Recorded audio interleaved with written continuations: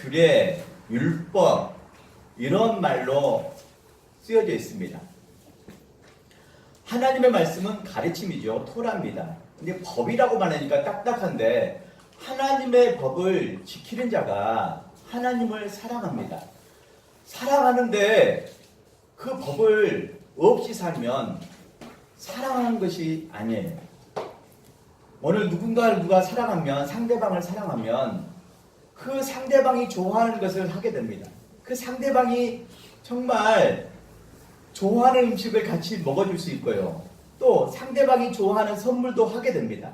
상대방의 코드를 맞춰서 그 마음을 어찌됐든 얻으려고 그렇게 나갑니다. 사랑하면 상대방에게 코드를 맞추게 돼 있어요. 오늘 우리가 하나님을 사랑하면 우리 자신이 아니라 하나님께 코드를 맞춰야 됩니다. 그런데 두 마음을 품은 자는 하나님을 사랑할 수 없어요. 하나님이 두 마음을 품는 자는 미워하신다라고 말씀합니다. 113절 말씀 한번 읽어볼까요? 113절 시작. 내가 두 마음을 품는 자들을 미워하고 주의 법을 사랑하나이다. 아멘. 하나님은 두 마음을 품는 자들을 미워하십니다. 두 마음을 품고 어떻게 온전한 사랑을 할 수 있습니까? 어떻게 순수한 사랑을 할 수 있어요? 그것은 반반 신학입니다. 우리 젊은 친구들이 좋아하는 최고의 치킨이 반반 치킨이 있잖아요. 양념 반, 프라이드 반. 이걸 제일 좋아합니다. 반반 치킨. 저도 젊었을 때 그거 좋아했어요. 근데 그거 많이 드시지 마시 바랍니다.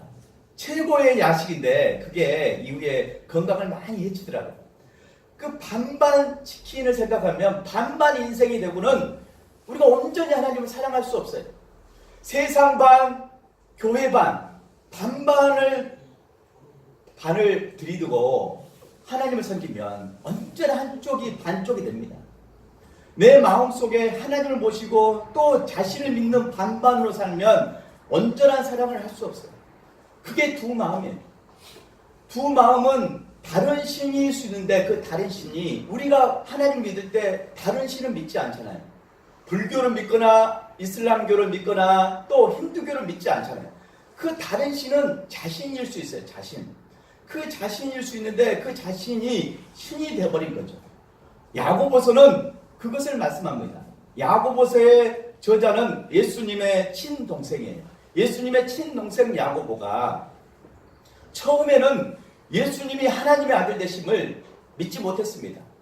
십자가 지실 때까지 믿지 못했어요. 그런데 예수님이 십자가 지시고 부활하신 이후에 그 야고보가 예수님이 진정 하나님의 아들이시고 구주 되심을 믿게 됩니다. 그러면서 그 삶 가운데 정결한 삶, 거룩한 삶, 행함이 있는 삶을 야고보서로 기록해 두었습니다.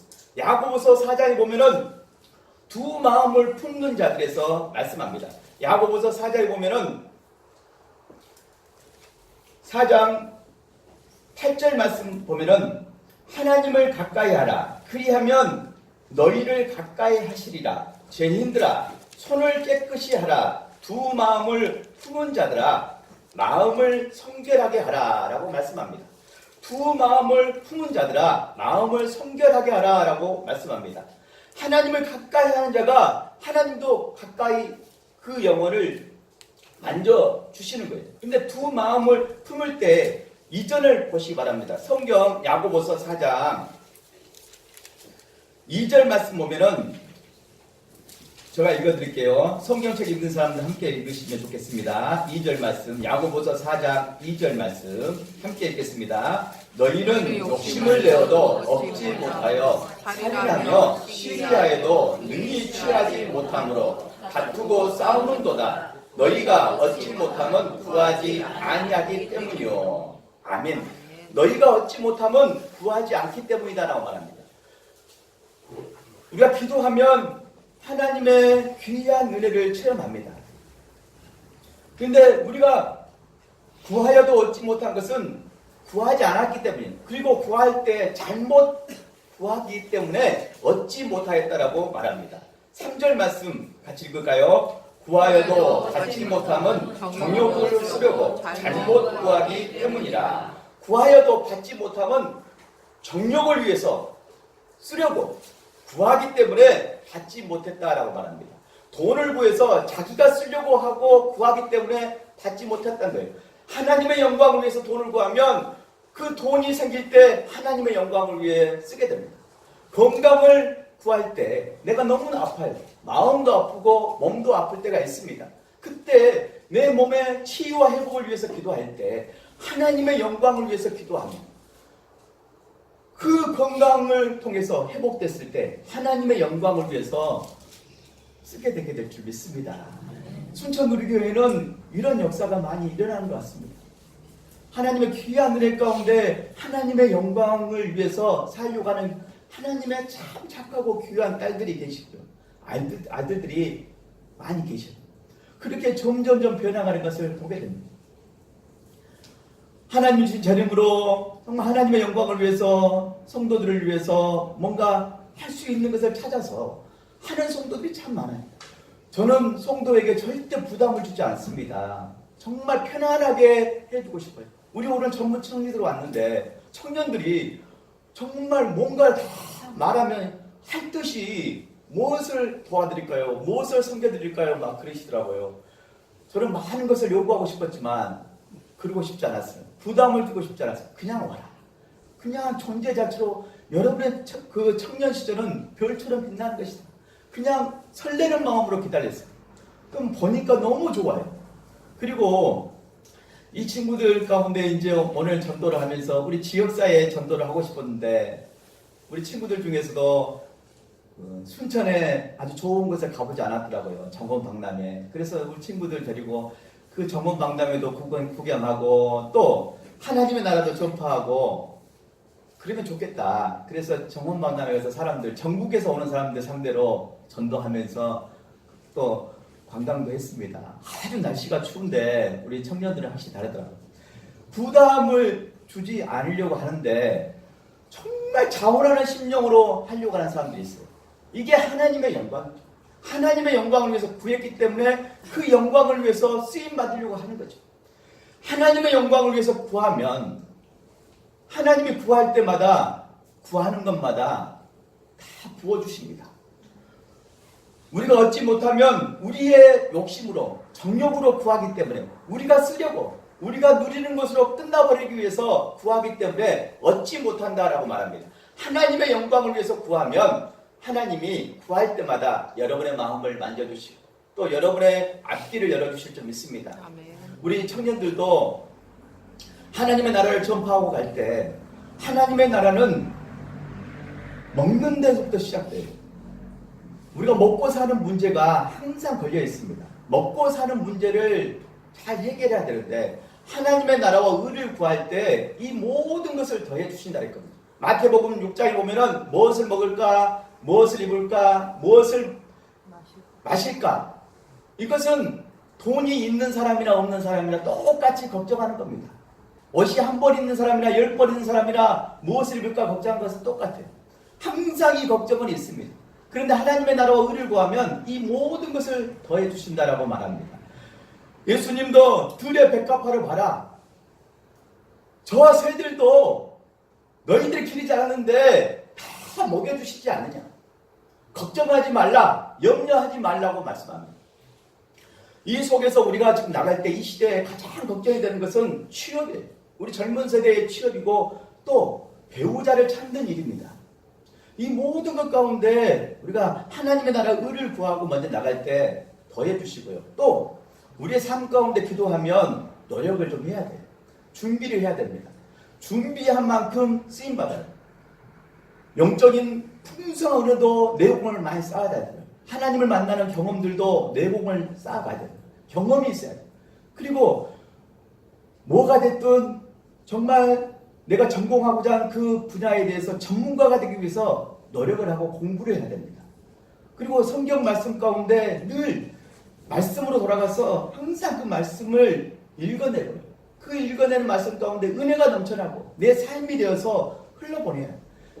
그 말씀 가운데 준비되었을 때 주의 청년들이 이 시대에 새벽 이슬 같은 청년들이 일어나서 이 민족의 소망이 되는 거예요. 준비하지 않으면 그냥 구름에 떠 있는, 하늘에 떠 있는 구름처럼 뜬구름이 되어버려요. 뜬구름. 저도 그랬어요. 젊은 시절에 제가 열정이 대단했습니다. 그냥 뭐든지 다 잡을 것만 같았어요. 그런데 한 가지 후에는 그때 제가 직장생활을 하면서 신학을 늦게 했는데 그때 공부하는 것이 늦었어요. 참 그게 아쉬워요. 그래서 이후에 제가 30 중반에 공부를 시작했는데 10년 동안은 도서관에서 살았습니다. 허리를 의자에 묶는 심정으로 3시간씩 앉아 있었어요. 그런데 그게 제일 힘들었어요. 의자에 앉아 있는 게 제일 힘들었어요. 책상에 앉아 있는 게 제일 힘들었어요. 왜냐하면 먹고 사는 기간이 10년이 있었기 때문에 책상에 내가 앉는다는 게 너무 힘들어요. 집중이 되지 않는 거예요. 공부하기 위해서 그 자리를 뜨지 않는 거예요. 그러면서 신학을 할 때도 그 공부를 하는데 정말 힘들더라고요. 나이가 들어서 공부한다는 것은 힘들어요. 젊었을 때 정말 내공을 쌓아야 돼요. 공부를 해야 됩니다. 그 준비된 만큼 이후에 하나님의 영광을 위해서 쓰임받고 또 영향력이 있어요. 파워가 있습니다. 물론 여러분 우리 순천우리교회 모든 성도님이나 우리 청년들이 하나님을 만나는 경험이 있을 겁니다. 그 은혜가 있어요. 그 은혜 가운데 나갈 때 하나님 앞에 하나님의 영광을 위해서 구하는 모두가 되시기 바랍니다. 아멘.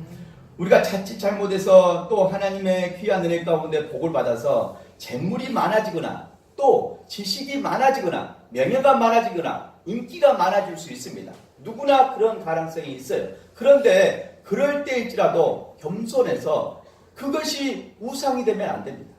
그것이 이제 하나님과 겸하여 섬기는 두 주인이 되어버린 거예요. 두 마음을 품게 되는 겁니다. 그것이 두 마음을 품게 된 거예요. 그래서 세상과 벗이 되고자 하는 자는 하나님과 원수가 된다라고 사절에도 말합니다.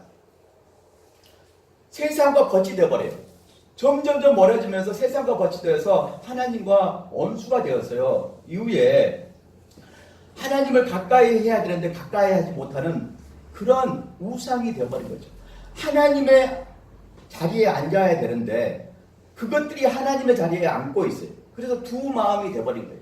두 마음을 품으면 절대 하나님을 온전히 사랑할 수 없습니다. 사랑할 수 없어요. 시편 119편 말씀은 가장 성경에서 긴 장입니다. 1절부터 176절까지 있어요. 근데 주제가 하나입니다. 말씀이에요. 말씀인데 이 말씀은 176절까지 되는데 8절씩 22개로 되어 있는 시입니다. 그래서 22 곱하기 8로 하면 176이 되는 거예요. 176절까지 있는 가장 긴 장입니다.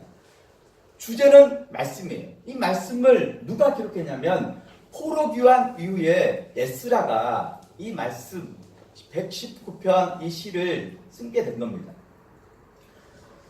그런데 포로귀환 이후에 에스라와 느헤미야가 바벨론 포로에서 70년 동안 나라를 잃어버리고 예배도 상실해버리고 그 바벨론 땅에서 살았어요. 그런데 바벨론이 영원할 것 같았는데 페르시아, 메데 페르시아에게 멸망해요. 그리고 그 페르시아 왕 중에 고레스라는 왕이 칙령을 내는 거예요. 유대인들을 보내준 거예요.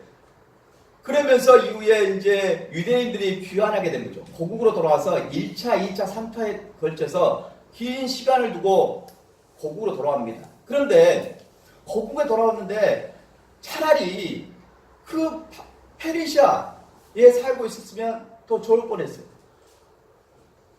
이스라엘 땅들은 척박하고요. 성전은 무너지고 예배도 다 상실하고 사람들은 흩어져 버리고 내인 그 일도 하지 않고 그런 상황이었습니다. 그런데 그 에스라와 느헤미야가 고국으로 돌아와서 말씀 낭독을 하게 된 거예요. 말씀을 읽어주는 낭독을 했습니다. 그것이 에스라와 느헤미야서에 나와요. 정말 찡합니다. 그 포로귀환 이후에 말씀을 읽어줄 때 70년 동안 말씀을 잃어버렸던 그 영혼들이 이제 우리가 죄가 있다고 고백합니다. 우리 조상들이 하나님의 법을 지키지 않았다고 고백합니다. 새벽부터 정오까지 하나님 말씀을 읽었어요. 읽었는데 모든 사람이 우는지라 라고 느헤미야 8장에 말합니다. 모든 백성들이 울었어요. 그러면서 하나님의 말씀이 선포됐는데 그들이 고백합니다. 그들이 자백합니다. 우리가 참으로 죄가 많았다. 우리 조상들이 죄가 많았다. 그들이 포로로 잡혀간 것은 하나님 말씀을 듣지 않았기 때문에, 하나님의 법을 잊어버렸기 때문에, 선지자를 통해서 보내서 주의 말씀을 전해도 그들이 돌아오지 않는 거예요. 하나님께 돌아오지 않으니까 더 이상 이들에게는 소망이 없는 거예요. 그래서 느헤미야의 예언처럼 바벨론 포로가 되어서 잡혀갔고 또 70년 뒤에 돌아올 것이다 예언했는데 그 말씀처럼 돌아오게 됩니다. 그러면서 말씀이 선포될 때 그들이 고백하게 됩니다.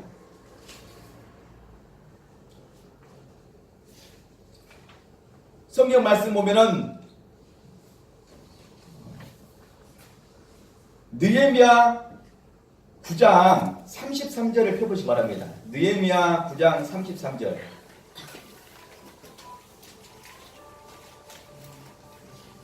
느헤미야 말씀 8장에 이미 말씀 낭독이 시작됐고요. 말씀 낭독을 통해서 그 말씀이 읽어질 때 70년 동안 말씀을 잃어버렸잖아요. 그런데 바벨론에서 이제 다니엘과 세 친구들이 하나님의 기이한 역사들을 펼칠 때 하나님이 살아계시다는 것을 들었지만 예배도 없었고 말씀도 없었어요. 그들이 이제 돌아와서 말씀이 낭독됐을 때 다 울고요. 9장에서 보면은 9장 33절에서 이제 깨닫습니다. 9장 33절 읽어볼까요? 시작. 그러나 우리가 당한 모든 일에 주는 공의로우시니 우리는 악을 행하였사오나 주께서는 진실하게 행하였습니다. 34절. 우리 왕들과 강력과 제사장들과 조상들이 주의 율법을 지키지 아니하며 주의 명령과 주께서 그들에게 경계하신 말씀을 순종하지 아니하고 35절. 그들이 그 나라와 주께서 그들에게 베푸신 큰 복과 자기 앞에 주신 넓고 기름진 땅을 누리면서도 주를 섬기지 아니하며 악행을 그치지 아니하였으므로 우리는 악을 행하였사오나 우리가 악을 행하였다라고 고백합니다. 야, 얼마나 감격이 있는지 몰라요. 70년 세월이면 포로로 잡혀간 사람이 돌아온 사람도 있을 것이고 또 그 바벨론 땅에서 태어난 사람도 있어요. 그런데 그 사람들이 이제 돌아와서 우리가 악을 범하였다라고 말합니다. 주께서는 신실하게 행하였습니다. 34절에 우리 왕들과 방백들과 제사장들과 조상들이 주의 율법을 지켰다고요? 지키지 아니하며 주의 명령과 주께서 그들에게 경계하신 말씀을 순종했다고요? 순종하지 아니하고 그들이 그 나라와 주께서 그들에게 베푸신 큰 복과 자기 앞에 주신 넓고 기름진 땅을 누리면서도 주를 섬겼다고요? 섬기지 아니하며 악행을 그치지 아니하였습니다. 리얼하게 하나님 앞에 죄를 자복하면서 생각이 납니다. 그러면서 하나님 앞에 나간 겁니다. 하나님은 공의로운데 우리가 악행을 보면서 순종하지 아니했습니다. 하나님의 법을 잊고 살았습니다. 하나님 앞에 나와서 그렇게 감격을 누리면서 눈물을 흘리면서 은혜를 받게 된 거예요. 그러면서 이후에 그들이 소원을 하는데 이 소원하고 이후에 안식일을 지키겠다. 7년 안식년을 지키겠다. 또 11조를 드리겠다. 이런 약속을 합니다. 그런데 이후에 그 약속을 지키지 않아요. 느헤미야가 또 그 페르시아를 잠시 다녀오는 순간에 그들이 그 성전에 작은 방을 만들어서 그 더비아와 다른 사람들이 그 방에다가 자기 이익을 위해서 막 감춰 넣어버린 거예요. 그 말씀이 10장 보면은 나와요. 10장에서 그들이 서운합니다. 은혜를 받은 사람이 서운해요. 그리고 그들이 지키지 않는 말씀이 느헤미야 13장에 나와요. 여러분 집에 가서 한번 읽어보시기 바랍니다. 에스라를 같이 읽어보면 좋아요. 에스라서도 그 앞장 에스라서 보면은 같이 연결된 말씀이 많이 포함되어 있습니다. 지키지 않아요. 그들이 은혜를 받았고 그 약속을 서원했는데 이후에 지키지 않습니다. 그렇습니다. 우리 마음이요. 그래요. 누구도 장담할 수 없습니다. 하나님 앞에 서운하기 힘든데 그 서운한 거 지키는 것이 힘들어요. 근데 하나님 말씀은 정말 잘 청종하라. 그리고 순종하고 지켜라. 라고 말씀합니다. 지키려면 하나님 말씀을 잘 들어야 되고요. 읽어야 돼요. 하나님 말씀을 읽지 않잖아요. 주의 법을 기억하지 못합니다. 주의 법을 잊고 살아요. 주의 법이 없으면 불법이에요. 법을 지키지 않으면 세상에서도 불법자가 되어서 거기 법에 대한 음증을 받습니다. 법이 중요해요. 근데 하나님도 법이 다 있어요. 하나님 사랑, 이웃 사랑, 법으로 다 하나님이 만들어놨어요. 요한일서에도 이 법을 지키지 않는 자, 불법, 무법자, 법을 지키지 않는 자는 죄가 있다라고 말합니다. 요한일서 3장 4절 말씀에 죄를 짓는 자마다 불법을 행하나니 죄는 불법이니라. 죄가 뭐냐? 불법이 죄예요.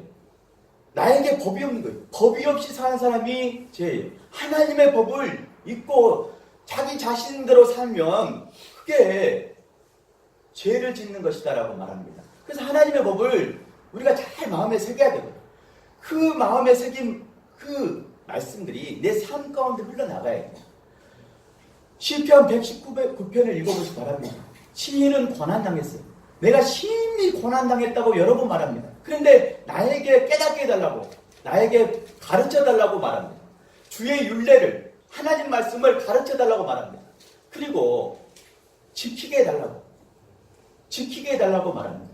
그래서 주의 의가 나를 살아나게 하소서, 주의 길이 나를 살아나게 하소서, 주의 말씀대로 나를 살아나게 하소서 여러 번 말씀합니다. 사랑하는 여러분, 하나님 말씀 앞으로 나가서 여러분의 예배가 회복되고 여러분 삶이 회복되고 바랍니다. 말씀이 여러분 가운데 넘쳐서 그 말씀으로 따라갈 때 하나님의 기이한 역사들이 일어나게 될 줄 믿습니다. 남유다의 왕이 있었는데 바로 요시야 왕입니다. 이 요시야 왕은 실은 다윗 왕보다 더 선상에서 이스라엘 왕 중에서 가장 선한 왕 중에 두 명이 있다면 바로 다윗과 요시야 왕입니다. 요시야 왕은 8살에 왕이 된 사람이에요. 8살에 왕이 됐는데 무엇을 하겠습니까? 8살인데. 그런데 이 요시야 왕이 엄마가 여디야인데 엄마가 너무 훌륭해. 엄마가 너무 훌륭한데 그 훌륭한 엄마 밑에서 이 선한 왕이 나온 거예요. 요시야 왕이 8살에 왕이 돼서 이후에 18살이 됐는데 그때 힐기야 대제사장이 있었어요. 이 대제사장이 성전 수리를 하는데 율법책을 발견하게 된 거예요. 율법책을 발견하는데 자기가 읽어보니까 하나님 말씀이에요. 구약, 토라, 모세오경 기록된 말씀이에요. 읽어보니까 하나님 말씀이에요. 그러면서 이 말씀을 사반이라는 서기관에게 주게 됩니다. 그러면 서기관이 그 책을 넘겨보고 읽어보면서 왕에게 그 18살 된 요시야 왕에게 주게 된 겁니다. 그 요시야 왕이 그 책을 받아보고 읽어봤어요. 그러면서 옷을 찢고 통곡하게 됩니다. 열왕기하 22장 10절 말씀에 이렇게 말합니다. 또 서기관 사반이 왕에게 말하여 이르되 제사장 힐기야가 내게 책을 주되이다 하고 사반이 왕의 앞에서 읽음에 11절 왕이 율법 책의 말을 듣자 곧 그의 옷을 찢으니라 라고 말합니다. 구약에서 옷을 찢었다 이 말은 울었다는 거예요. 옷을 찢는 심정으로 가슴을 찢고 눈물을 흘렸다라는 거예요. 왜요? 그 요시야 왕 아버지도 그렇고 그 조상들 왕들도 백성들도 다 그랬고 아세라상과 또 바알신을 섬기면서 하나님을 떠나 있었거든요. 자기도 천재가 아세라상과 목상에 있어서 그것을 숭배하고 있었거든요. 근데 율법적을 읽은 순간에 하나님 말씀이 자기에게 다가온 거예요. 그러면서 이 요시야 왕이 젊은 나이에 종교 개혁을 해서 그 아세라의 묵상과 목상과 그 상들을 다 제거하게 됩니다. 상은 그 가루로 빨아서 뿌려버렸어요. 그리고 목상은 다 찍어서 없애버렸습니다. 그리고 천지에 있는 이방신들을 다 없애버리고 유월절 예배를 회복한 거예요. 하나님의 예배를 회복하고 말씀을 선포하게 된 겁니다. 이 종교개혁을 일으키는 사람이 요시야 왕입니다. 그러면서 그 요시야에 대해서 하나님이 이렇게 말씀합니다. 열왕기하 23장 25절 말씀에 요시야와 같이 마음을 다하며 뜻을 다하며 힘을 다하여 모세의 모든 율법을 따라 여호와께로 돌이킨 왕은 요시야 전에도 없었고 후에도 그와 같은 자가 없었더라라고 말씀합니다. 마음을 다하고 뜻을 다하고 힘을 다해서 그 모세의 모든 율법을 따라서 여호와께 돌이킨 자, 회개한 자는 요시야 같은 사람이 없었어요. 그래서 유월절 예배를 회복하면서 그 예배 가운데 감격을 누리고 은혜를 누리는 그런 왕이 되었고요. 왕이 그렇게 서니까 백성들이 하나님께 가까이 가고 그 하나님의 은혜를 입는 사람들이 되게 된 거예요. 사랑하는 여러분, 오늘 두 마음을 품는 사람이 있습니까? 자기도 모릅니다. 성령님의 은혜 가운데 생각이 나야 돼요. 내 생각 가운데 스쳐가야 됩니다. 그 두 마음을 과감없이 요시야 왕처럼 버려야 돼요. 타파해야 됩니다. 그것이 버려지지 않으면 온전하게 하나님을 섬기는 것이 아니에요. 다 내가 믿는 백을 가지고 반반 신학으로 하나님께 나가는 거예요. 온전히 하나님을 섬길 수 있는 순수한 마음, 순전한 마음, 온전한 마음으로 하나님을 사랑하는 귀한 하나님의 자녀들 다 되시기 바랍니다. 두 마음을 과감없이 타파하고 한 마음으로 한 길로 가는 저와 여러분 모두가 되시기 바랍니다. 그럴 때 주의 법, 하나님의 말씀을 온전히 따라가는 저와 여러분 모두가 되게 될 줄 믿습니다. 그런 은혜 가운데 모두가 승리하시기를 간절히 소망합니다. 두 주인을 섬길 수 없어요. 두 주인을 섬긴다는 것은 있을 수 없습니다. 주인은 한 분이에요. 집을 짓는 사람은 그 집을 짓는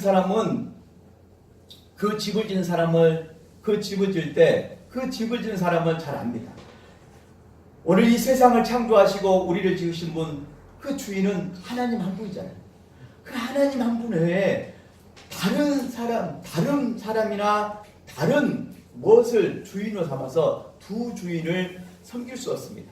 누가복음 18장 13절 말씀에 집 하인이 두 주인을 섬길 수 없나니 혹 이를 미워하고 저를 사랑하거나 혹 이를 중히 여기고 저를 경히 여길 것이니라. 너희는 하나님과 재물을 겸하여 섬길 수 없느니라. 두 주인을 섬길 수 없다고 말하고요. 하나님과 재물을 겸하여 섬길 수 없다라고 말합니다. 마지막 한마디만 하고 설교를 마치겠습니다. 이 세상에서 가장 신이 될 수 있는 것이 뭐냐면 만몬입니다. 돈이에요. 사람들은 돈을 다 좋아해요. 그래서 이 돈의 가치를 또 알아야 돼요. 돈을 잘 알고 돈을 잘 버는 사람도 돼야 돼요. 그리고 돈도 잘 써야 돼요. 그런데 이 돈이 사람들을 사로잡습니다. 돈 때문에 대부분 악을 범하고 죄를 범해요. 이 돈이 또 생기면 하나님을 떠납니다. 이 돈이 두 주인을 만들게 하는 거예요. 두 마음을 품게 하는 거예요. 그 돈이 만몬신입니다. 신이에요. 바알신, 그 바알신의 어머니가 뭐냐? 바알의 어머니가 아세라예요. 아세라. 아세라나 바알신은 풍요, 다산, 번성의 그런 신이에요. 재물의 신입니다. 재물의 신. 근데 음란해요. 이게 이방신이거든요. 우상숭배거든요. 지금 이 시대에 하나님을 믿고 만몬신을 믿으면 바알신과 아세라신을 믿는 거예요. 이게 두 주인이 누구나 될 수 있는 거예요. 두 주인 가운데 정말 나를 지으시고 이 세상을 지으신 하나님, 나의 구원자, 그 하나님만을 나의 주인으로 모시고 나갈 때 온전한 하나님의 그 사랑 가운데 섰을 때 온전히 하나님께 영광을 돌리는 거예요. 오늘 순천 우리의 모든 성도들과 모든 청년들이 하나님께 온전한 영광을 드리는 모든 분들 되시기 바랍니다. 아멘. 기도하시겠습니다. 살아계신